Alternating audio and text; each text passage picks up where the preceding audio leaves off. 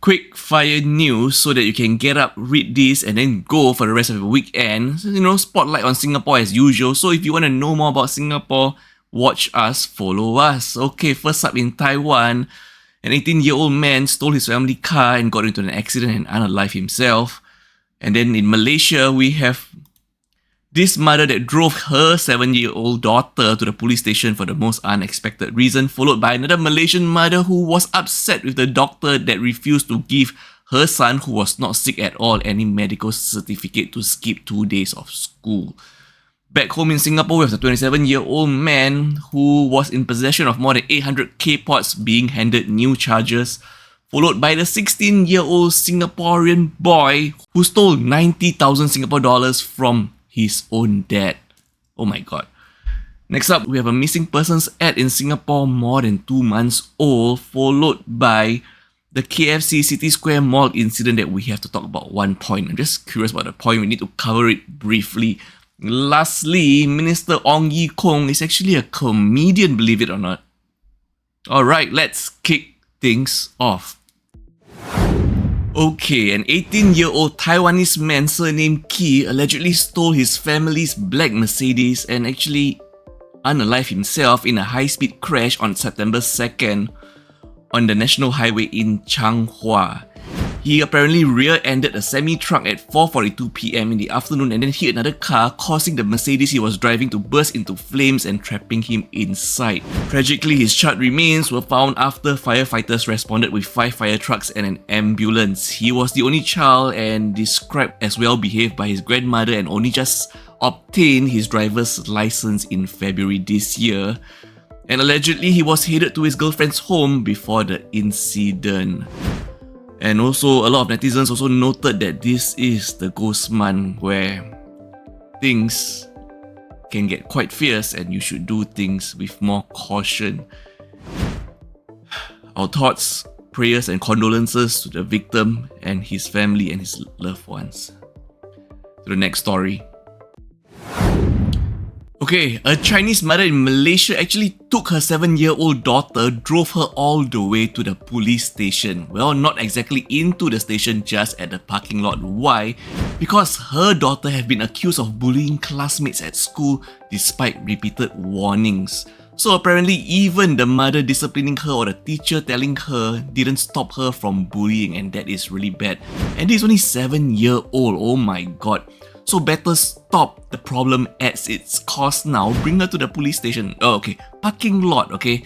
She only intended to frighten her daughter, and Asian parenting, like, you do bad things, the police will come and catch you. You know how we have grown up listening to this, right? So now, she drove her all the way to the police station parking lot just to frighten her. And believe it or not, police officers noted the vehicle being a bit sus, parking there, not moving, no one coming out, and they approached the vehicles and asked the mother. And the mother explained the situation, and the police officers, the nice uncles, actually had a conversation with the girl, hopefully to tell her what is right or wrong, because after that meeting, she actually literally cried for her life for over 30 minutes. Let's just hope she learned her lesson, and I think what the mother did is, yeah, I agree with her method, because you have to discipline your child to make sure that she doesn't commit what is wrong. Next up, still in Malaysia, as you all know, for business owners, a bad review can be severely damaging, and this Malaysian doctor actually treated a secondary school girl for upper respiratory tract infection, URTI, and gave that secondary school girl 2 days of medical certificates, MC, so she doesn't have to attend school. And then her Malaysian mother, actually turned to the doctor and asked, "Can you also give my son right here 2 days of MC too?" But the problem is the boy was perfectly healthy, so the Malaysian doctor decline. We do not know why was the boy doing there in the clinic with the mother and the elder sister, maybe some logistic issue, but that's besides the point. The boy then threw a tantrum, kicking toys and chairs, and the mother didn't even calm the boy down. And you know what? The mother actually called the doctor a terrible doctor and left a bad review, a bad Google review. Please don't use your Google review in vain like this. Finally, we are back home in Singapore where Chin Wei Liang Jordan, 27, is faced with 3 new charges on September 5th, 2025 for possessing over 800k pods, which are basically vape pods with intermediate for sale without a license. Remember, Singapore just reclassified intermediate as Class C substance. But however, he was arrested in July before this was, reclassified. So most people want to know, will he be charged under the new harsher penalties? Well, no.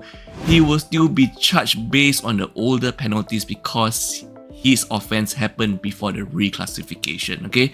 So conviction could lead up to 2 years in jail and or 10,000 Singapore dollars fine per charge under the Poisons Act. Yes, that's what people want to know. No, he will not be under the harsher vape penalties. I know a lot of people are wishing that he would, but no, that's not how the law works. Next. Alright, this 16-year-old Singaporean boy actually stole over 90,000 Singapore dollars from his own daddy. Oh my god. Like his real daddy, okay? So this happened last year when he withdrew over 25,000 Singapore dollars from his father's CPF account and then took another 68,000 Singapore dollars in loans from insurance policies. I didn't even know you could do that. So the boy transferred in total 91,149 Singapore dollars to his own account via Pay. Now people are asking, how does he have his dad's online banking credentials? Well, he sometimes helped his daddy to do some online banking stuff and he abused that stuff by stealing from his own dad. Which is also one of the most ridiculous reasons because you are definitely going to set yourself up to be caught, almost definitively. And he was discovered in February 2025 this year by the father's niece while she was checking policies. And the dad actually called the police on his own son and his son was arrested. And people are asking, what did he do with the money? Well, the son spent the money on multiple fishing trips and even a Korean holiday in August 2024. Did daddy never wonder how did a 16-year-old have money to go on a Korea holiday on his own? And did you really let him travel to Korea alone without you at such a young age? Wow, what? Anyway, the boy, 17 years old now, has pleaded guilty on September 3rd, 2025 to a Computer Misuse Act charge. No restitution yet, but he has promised to repay his debt after starting work. The judge has ordered probation and reformative training suitability reports and sentencing to be adjourned to October 2025. Most people in Singapore today seeing this news did a double take and have to check were they actually reading old news. I know I did. Because this was posted on September 5th, 2025, but it was actually for a missing 16-year-old girl, Xinyi Jermaine, who was last seen on July 2nd at around 6:55 AM near 11 Rivervale Link, which was North Vista Secondary School in Sengkang. Okay, so now we're sharing this for awareness. If anybody knows her whereabouts or have seen her anywhere nearby, please call the contact hotline. Alright, everyone has seen this news. The ceiling of KFC outlet at City Square Mall collapsed and apparently allegedly a water pipe burst, and which caused the basement to flood and then until the underpass to Farrer Park MRT station. But no, the most important thing we want to know is, why is the water brown? Why is it brown? Why is it brown? Because water pipe bursting in malls and then causing the water sprinkler to sprinkle out is quite common in Singapore. We've seen it happen in like a Jewel. Also, Orchard Central happened before. I was actually at the one at Orchard Central many years ago. And usually when this happens, you notice that when the water floods the floor, right, the water isn't exactly brown. The one that I was at Orchard Central, the water wasn't brown, but there was an unpleasant smell for my case in Orchard Central. So my question is, why is the water brown at this City Square Mall where the pipe burst? But according to witness, there was no odor, but they did see sediment in the water, in the brownish water. Anybody with more context, please let us know. We've finally reached the last story of the day, the last quickfire news of the day, of the week, and Singapore Health Minister Ong Ye Kung is actually a comedian. He went on a podcast, the Daily Catch-Up podcast, and he gave some, statistics on the new Bin the Vape initiative. Apparently, the highest surrender numbers of vapes happen in Kembangan, okay? In the Kembangan Bin Vape. And he actually joked that it was actually a bunch of people from Yishun who decided to travel to Kembangan to beam their vapes. And then some people were saying, oh, this is a minister, you shouldn't be joking like this. And some are saying, oh my god, that's hilarious. Well, to me, I think it is just all in good fun, because it's just like he did it for the culture, because okay, for friends who are not from Singapore must be wondering why did he have to say that, because there's a long running joke that, Yishun seems to be somehow like a more problematic area. So sometimes people love to say stuff like, must be from Yishun, Yishun again. So he's just running along with a running joke that is been stretched out for many years in Singapore culture. He did it for the culture, okay?